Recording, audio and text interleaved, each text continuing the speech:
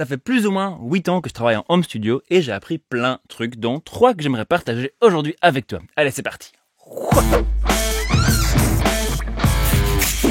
Bonjour et bienvenue à l'Académie du Gros Son, moi c'est André, on est ici donc dans mon home studio et ça tombe bien parce que aujourd'hui on va parler justement de home studio. Et qu'est-ce que moi j'ai appris sur les dernières 8 années de travail dans un home studio? Des choses à faire, des choses à pas faire, des trucs un peu à réfléchir et à garder en tête pour profiter un maximum de ton espace de travail de la musique à la maison. Avant de rentrer dans le vif de tout ça, prends juste 2 secondes ici pour t'abonner si c'est pas encore fait, un petit like, ça fait super plaisir et surtout n'hésite pas à aller sur notre site web www.academiedugrosson.com/bonus et tout ça pour recevoir des chouettes cadeaux, bonus qui vont aider tout un home studiste, notamment une liste de plugins gratuits, une liste de matos qu'on considère vraiment cool en termes de qualité-prix, justement pour étoffer un peu ton home studio, et finalement un tableau de fréquences qui te permet de un tout petit peu mieux faire tes mouvements de EQ, etc. Ici, on est donc dans mon nouveau home studio. J'ai déménagé il y a un petit moment et pour l'instant cette espace-ci est un peu en construction. Je vous montre pas plus que ça parce que pour l'instant c'est encore un tout petit peu le boxon et surtout j'ai déjà appliqué ici pas mal de choses que j'ai apprises dans mon précédent espace qui au moment de déménager ressemblait un peu à ceci. Avant de rentrer dans ce que j'ai appris exactement, je vais vous faire vite un petit historique de d'où je viens, comment s'est passé un peu ma carrière, comment j'ai utilisé cet outil de home studio, parce que c'est bien beau d'écouter les suggestions de quelqu'un, mais si on n'a pas envie de faire des choses similaires à cette personne-là, pourquoi écouter ses conseils? Donc très rapidement, moi entre 2009 et 2012, je fais l'école du son SAE à Bruxelles, qui n'existe plus, mais où j'ai appris un peu toutes les bases théoriques, et j'ai pu travailler donc dans tous ces studios de cette école. Les studios n'étaient pas incroyables, mais n'étaient pas non plus horribles, surtout certains. J'avais donc déjà un tout petit peu une idée de qu'est-ce que c'est qu'un studio dans lequel on peut bien travailler et aussi c'est quoi un studio dans lequel c'est très difficile de travailler parce qu'on avait les deux sur place. Ensuite, pendant 2 années, je travaille donc à la SA en tant que superviseur. Ça me permet d'un tout petit peu mieux comprendre les problématiques des étudiants et commencer un peu à approfondir tout ça parce que malgré les années passées à l'école, je sais encore très peu sur le son, mes oreilles sont pas encore entraînées, j'ai pas encore l'expérience du travail réellement. Plus ou moins en 2015, je commence à travailler dans le studio Galaxy en Belgique. Là, par contre, on parle des studios très très haut de gamme avec un traitement acoustique de fou avec tout le matériel possible et imaginable.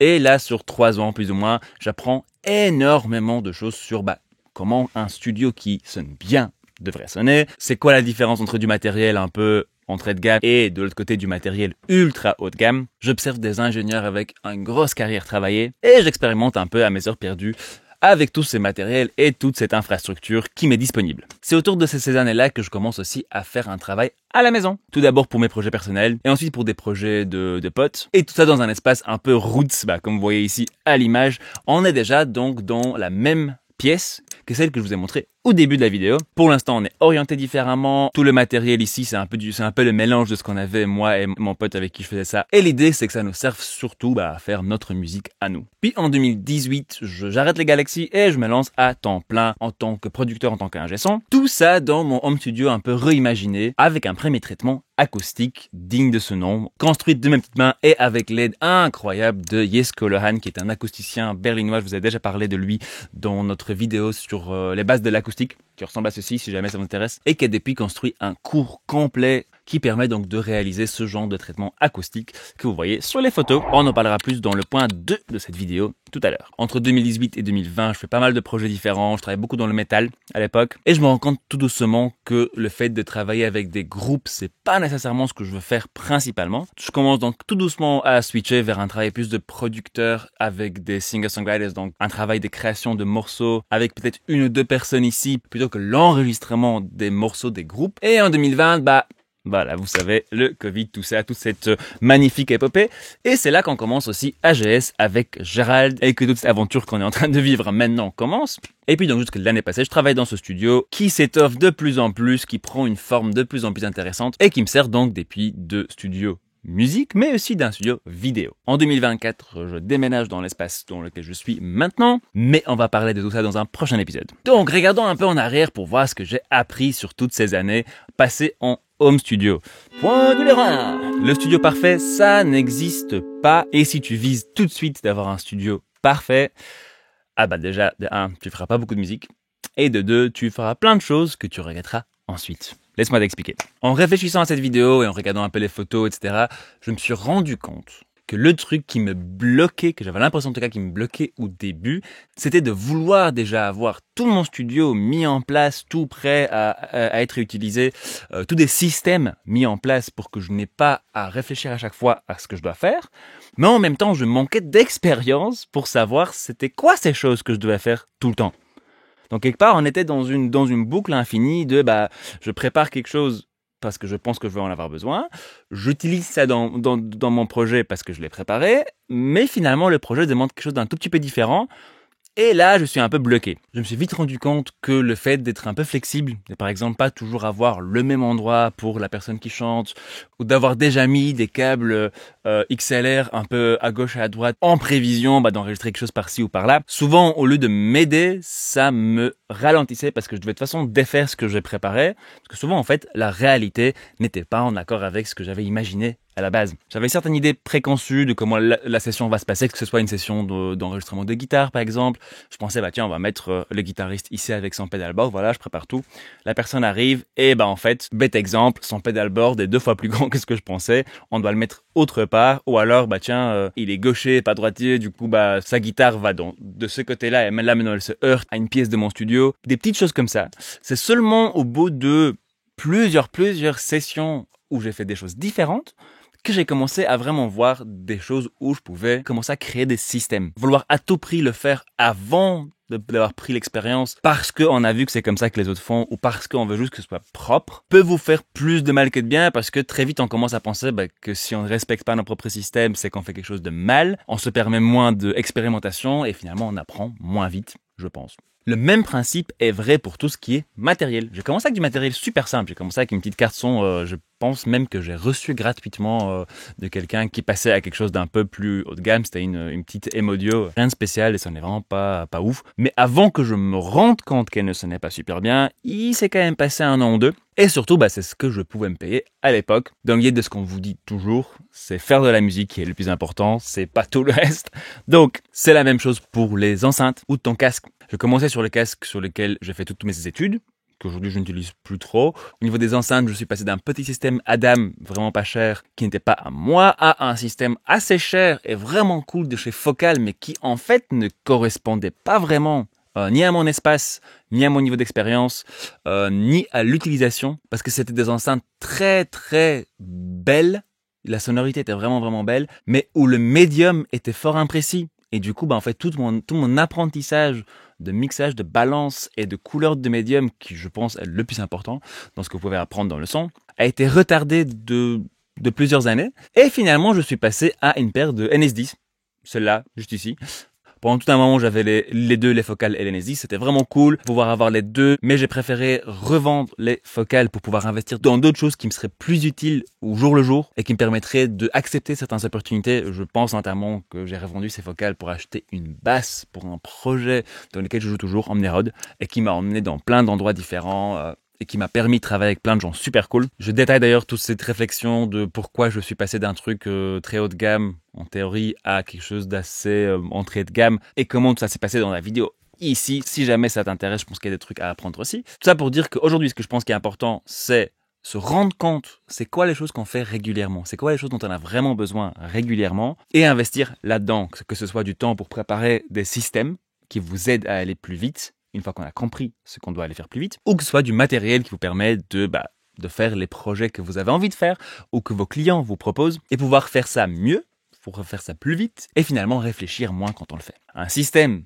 égale cadre rigide, et quand on n'est pas sûr de où on va, ça égale aussi frustration et surtout stagnation dans votre évolution. Point 2, le traitement acoustique est plus important que tout le reste. Je connais et j'ai déjà été chez des gens qui ont, 50 000 euros de matériel dans leur pièce pour leur musique, mais il n'y a pas un petit bout de traitement acoustique et en fait tout ce qu'ils font, tout ce qu'ils écoutent, c'est un peu de la bouillie. C'est un truc ultra flou. En gros, vite fait, imagine-toi que tu dois analyser un tableau. Celui-ci. Une pièce idéale avec un système de son idéal, ça ressemblerait exactement au même tableau, parfait, sans aucun changement. En ayant un système son, un système de reproduction, donc des enceintes un peu plus entrée de gamme, en tout cas pas incroyablement performante, ça ressemblerait un peu plus à ça. Ça, c'est toujours dans un cadre acoustique parfait. Maintenant, dans un cadre acoustique imparfait, ça ressemblerait plutôt à ceci. Et ici, la différence entre une très bonne enceinte et une mauvaise enceinte n'est finalement pas très parlante parce que la pièce dans laquelle on l'écoute a tellement d'impact sur le son final que finalement la qualité de ton système son est bien plus loin dans notre liste de problèmes à régler d'abord. J'ai eu l'occasion de bosser dans beaucoup de studios différents, peut-être une vingtaine, je pense, et c'est pareil dans chaque studio.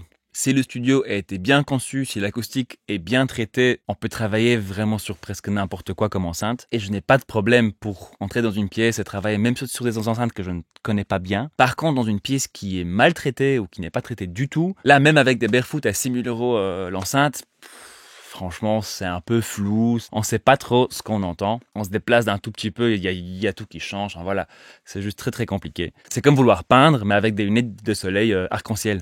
Voilà, c'est un peu compliqué de choisir ses couleurs. Ok, traitement acoustique, c'est bien beau, mais comment faire? Alors, ça ne va pas être très compliqué.